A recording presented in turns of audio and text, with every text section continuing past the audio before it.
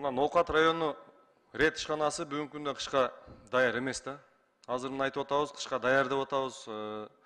Даярдыктар көрүлүп атат деп атабыз. Бирок эртең биринчи кар жаап, жамгыр жааганда эле аябай линия узун, свет бат өчөт.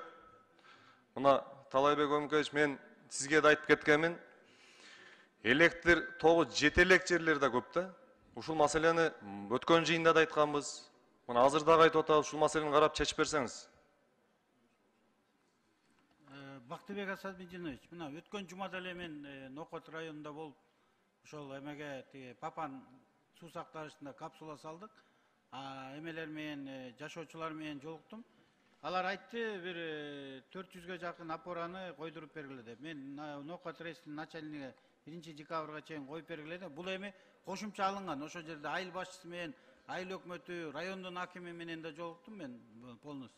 А жерде эми кошумча экен, бул биздин баланска кирбеген эмелер экен. Бул айыл өкмөтү алып койгон трансформатор столбалар бар экен. Кудай буйрса аны коюп беребиз.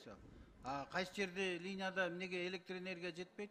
Андай маселе жок. Бизде бүт Кыргызстан боюнча региондордо электр энергия жетиштүү. Бул кошумча айыл өкмөттөрдүн суранычы.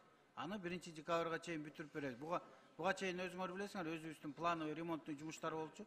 Милдеттемесин алды. 1-декабрга чейин бүтүрбөсө, рейстин начальниги мен ошондой эле условия койдум, кызматтан алабыз 1-декабрга бүтпөсөң деп. Ошол бүтүрүп беребиз кайырса. Рахмат. Мына ушул Ноокат районунун Каракой айылы эң узун линия болуп эсептелет Ноокаттачы. Ушул жолдорду, бак тарактарды бүт тазалаш керек.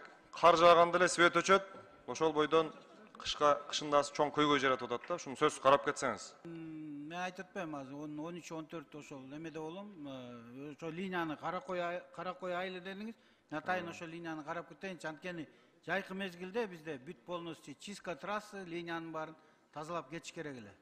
Мен текшерип кетейин аны. Ушул Каракой айылынын Кураган деген участкага ушул жана трансформаторду орнотуп берсеңиздер.